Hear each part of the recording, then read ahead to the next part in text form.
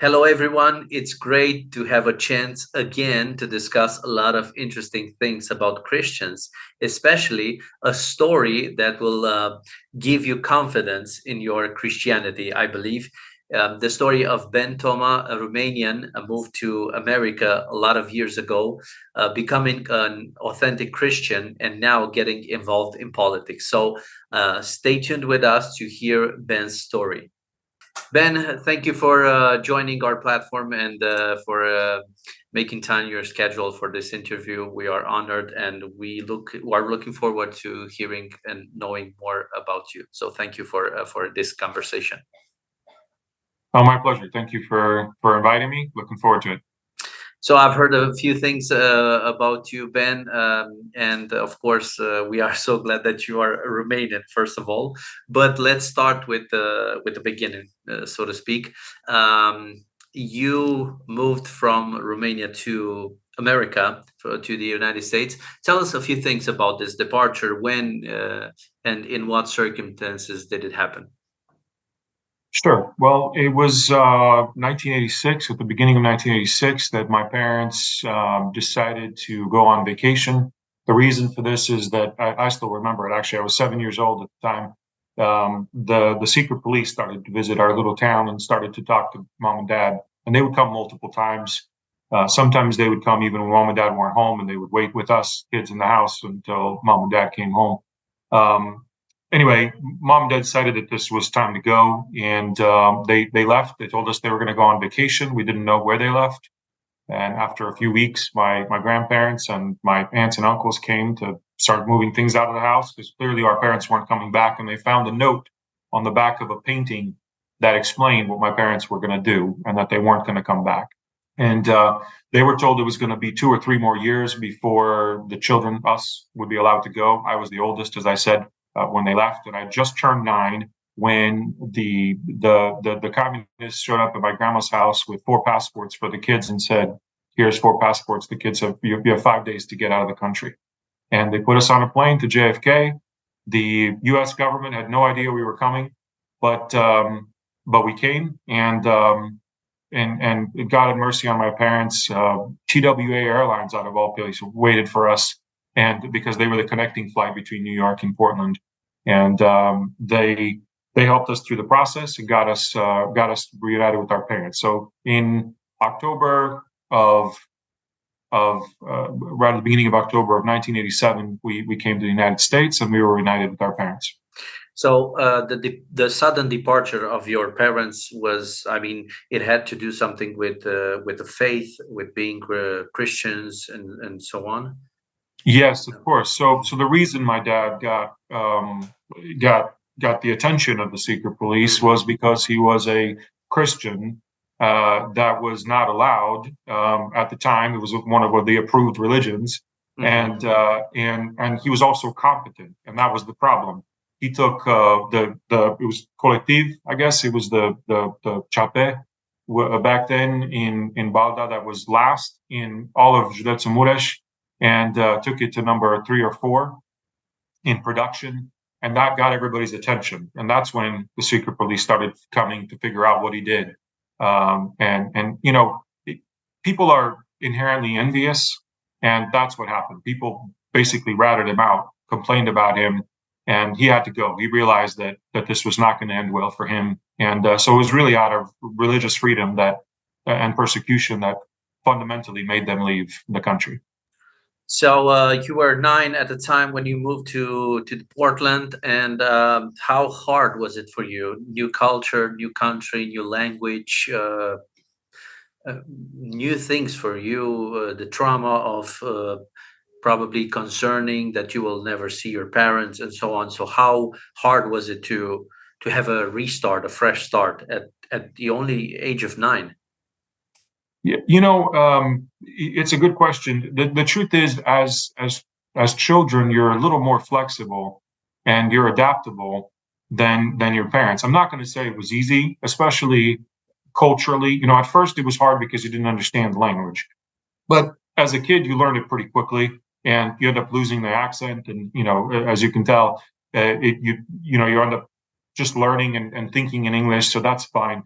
but you never really fit in either. It takes a long time to fit in culturally with your peers. And in that sense, it's difficult. But I think it's actually more difficult for my parents. And it was more difficult for my parents because for them, it's harder to learn the language. It's more frustrating. And on top of that, they have the added pressures of having to provide for the family and, and having to start from scratch in a system that you don't understand with very real consequences if you get it wrong. So, but Yeah. again, as I've said in other cases, the truth is that not our system is not perfect here in America, our economic system, but there is opportunity still. And with hard work, often you have the ability to achieve the American dream. And my parents lost it all twice. First when they started there, and then 9 years later when we moved to Phoenix, and they started again. And they were able to build themselves up again. And so there is that opportunity still here in the United States. All things considered, there's still no better place in the world that I'm aware of for starting over. Yeah, I agree. I completely agree with you. And I was thinking as you were speaking now, the American dream, so-called American dream, gives you a huge benefit that other countries do not give you. It's time. You can adjust. You can like move on and get yourself together and have a fresh start in less time than anywhere else. Your parents didn't have a lot of time. They had to adjust. You had to go to school and everything. So from this perspective, now you reunited with your family and everything was going in a good direction, so to speak. How was your meeting with God? Because you told me your parents were religious Christians, and Mhm. how was it for you, like a child moving from Romania to America, and then getting to know God, getting to know and becoming His child? How was that? How did it happen? Well, I grew up around the church in pretty much my entire life as I remember it. Now, the little town we lived in, Bala, didn't have a church, a Christian church like that, but the town close by, Shoria, where my grandparents were, did. And my grandpa was conductor de biserica. It's the term, I guess. He's not a pastor, and he never wanted to be a pastor, but he was there every Sunday to open the building, and he was there every Sunday to close the building twice per Sunday, and then Yeah. uh, also in once or twice a week as well for other services. And I would have to go with him, and I for at some point I was the only child there, so in that sense I can't say it was a lot of fun with a bunch of older people, but I grew up around the church, and I still remember my favorites were really the stories in the Old Testament in particular, and I would pay attention to those things. And so I was around the Word, I was around people that really lived the life. And then Hmm. when we came to the U.S., my parents had the same expectation that we would get involved and be an active part of church. And church wasn't just something you go to attend, you sit and watch, but actually something you participate in. And Yes. and so when I was 15, right around that time, it became clear to me that and the spirit sort of worked in my heart and said, this isn't just a cultural thing. You're not a Christian because your parents are Christians. This is a personal thing, and you have to make the decision on your own. And I just remember thinking, okay, it's time to get real and try to make the decision on my own, and I did that. We were actually attending an American church at the time. I decided to get baptized. I told my parents about it. They were, of course, supportive, and they didn't push, But I made the decision all on my own, and ever since then, I've been a Christian. And I got involved in church. You didn't ask that part, but I'll say it anyway. I've been involved in church ever since then. Started learning to play the keyboard in the youth band, and then when we moved to Phoenix, started a youth band here because the Romanian church we were attending at the time didn't have anything for youth, and so started that way. And to this day, although we're no longer part of the Romanian church here, we are part of Christ Bible Church here in Peoria, Arizona. I am the music director now and have been, and more importantly, I hope that my girls now will take over at some point because God has blessed Hmm. them with talent and ability, and it's time for other leaders to rise. Yeah, we are so glad to hear that you are also still involved in church. That's a good thing, and of course tells a lot about a Christian, um, because a Christian has to be involved in the local church. It's not a thing that it's optional, I guess, reading the scriptures. And now we transition slowly to politics, because you got involved obviously in politics. Of course, we did a Romanian interview, but I asked you more there about this. But how did you get involved in politics? And the second part of the question is, how can a Christian, I mean, we see America having struggles way before us. I mean, the struggles that you have now in America probably will come in Europe or Romania, probably at least 5 to 10 years from now. So Mhm. we also anticipate the struggle, the battles with all different culture and things going on. How did you end up getting involved in politics, and how do you think a Christian can help in politics? Well, so yeah, at first I wasn't interested in politics. I never really dreamed about being involved. It was actually my brother that was interested, but he didn't work for whatever reason, and someone came to convince me to run for a local city council race.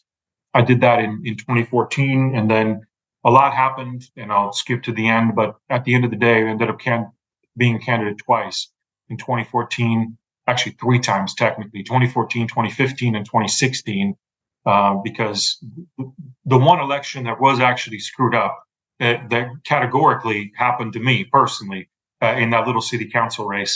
Anyway, got lots of story there. But the point is, it happened three times, and I lost. And I thought, God, I really felt that it was His will for me to do that. Um, so I was very disheartened when that happened. But if I wouldn't have done that, and if I would have won, also either way, it would not have been good. Because I lost, I was available, and so when in 2017 this position became open, I was appointed through a process that we have here locally to this job that I'm in.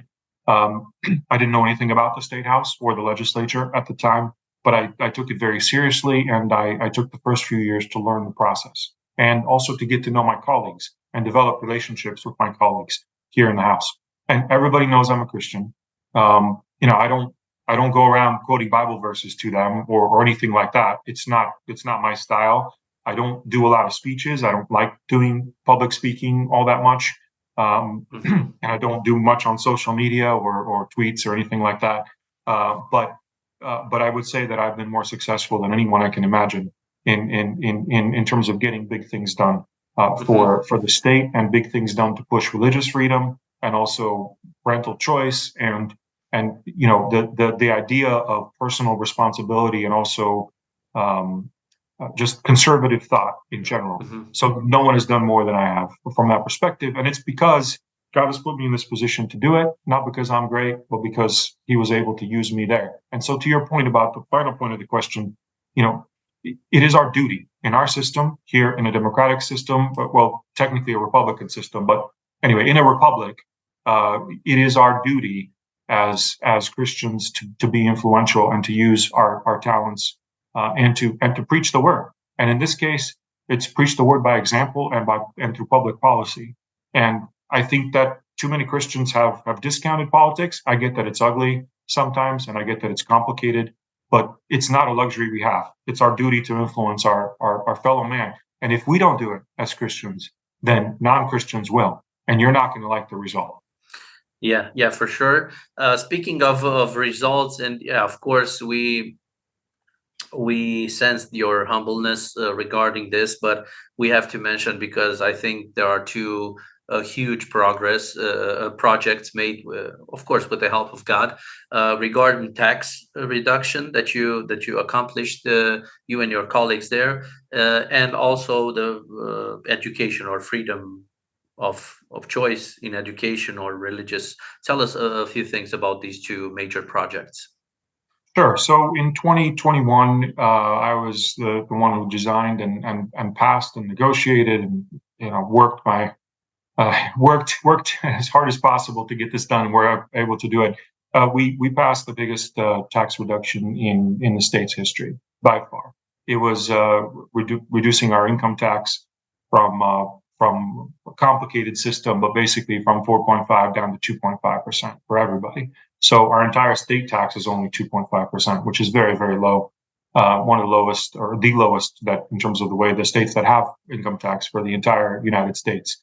And it was almost 17% of our total budget, as I said, which is a massive number. So imagine reducing, say, Romania's budget by 15 or by 17% in 1 year.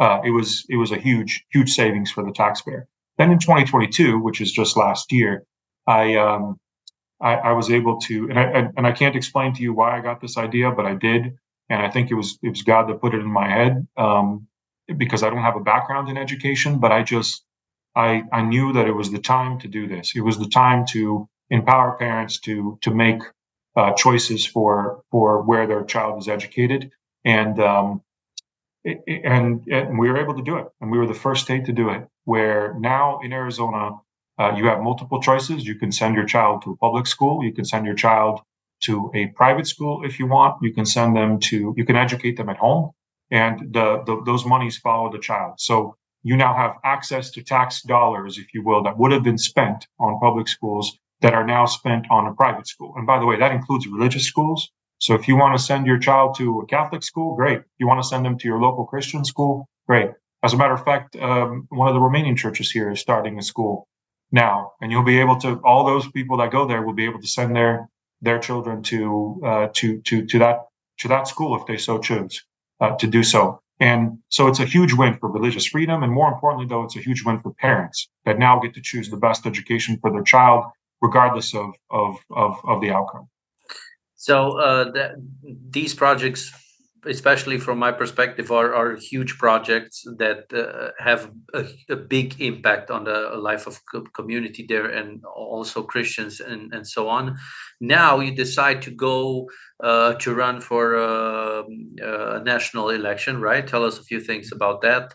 And then we just transition to the end of our discussions regarding the perspective on the Israeli war, and a few thoughts at the end. But Sure.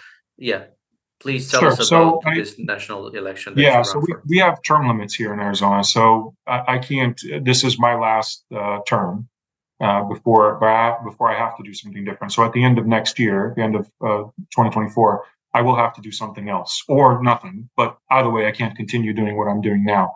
And so my wife and I have been spending a lot of time trying to figure out what's next. And honestly, about a month ago, a little over a month ago, God opened the door that didn't exist before, which was a role in Congress. Now we have a district system here, so you have to live in the district that you represent. Actually, you don't have to live, but you have to candidate.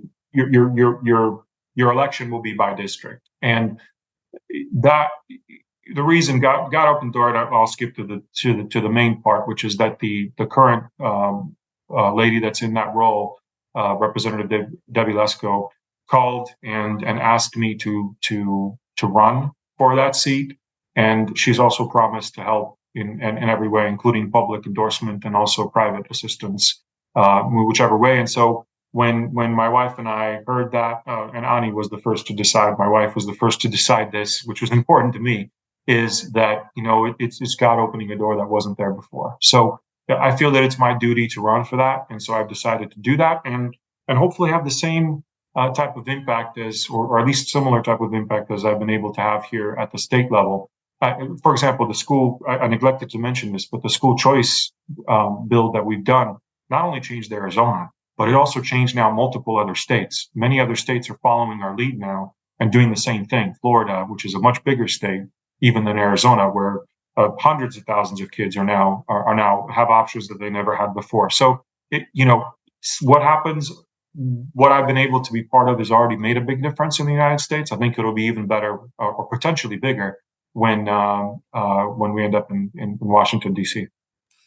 Yeah, it's so great to hear these things, Ben, and we are honestly encouraged by this.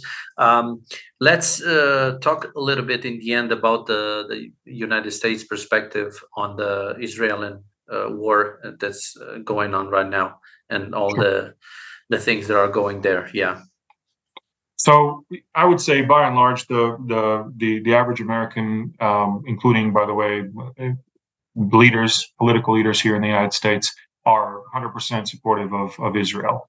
My personal thought on this was right when I heard, and remains the same, which is that Israel had no choice now but to completely destroy Hamas. And I don't think this war will end until they actually achieve that. The only question is, the truth is, though, behind Hamas is Iran and others that are sponsoring them, both in terms of dollars and weapons and whatnot. So I don't know to what extent this gets bigger. It could get bigger. If it does, I would say that you can expect the United States to stand with Israel regardless. We know there are only friends in that region of the world, and that and Iran has been trying to instigate for a very long time. So there's just no way this ends without the U.S. staying 100% behind Israel. Now there will be noise. There's some among the Democratic Party that don't necessarily want to do this. There are protests, as I'm sure you've seen, but by and large, the American public, as well as leaders, know where we have to stand. Yeah, and this is a thing for also, I mean, for Republicans and Democrats. It's not a issue that is supported just by one party. It's a common effort to sustain Israel from all perspectives, right? Correct. Yeah, this is not a politically divisive issue when it comes to Israel. It is both Democrats and Republicans feel that way. Now, there are more Democrats, if you will, that might want to be tempted to side with not Hamas, but with Palestine in general, or the Palestinians. But that said, they're by no means the more influential. So by and large, again, we're united. You're never going to get 100%, Yes, of course. but I think overwhelmingly Americans are pro-Israel. Mm-hmm. Ben, we are so glad that you have been able to join us in our platform, and we thank you for that. We are proud that you, first of all, are a Romanian, one of ours, and you've got so far and this far in the politics, and as a Christian, it's important to also be present there and try to make in the end a world a better place. So thank you once again for joining in this discussion, Ben, and we wish you all the best. Thank you so much. Appreciate it. Bye-bye.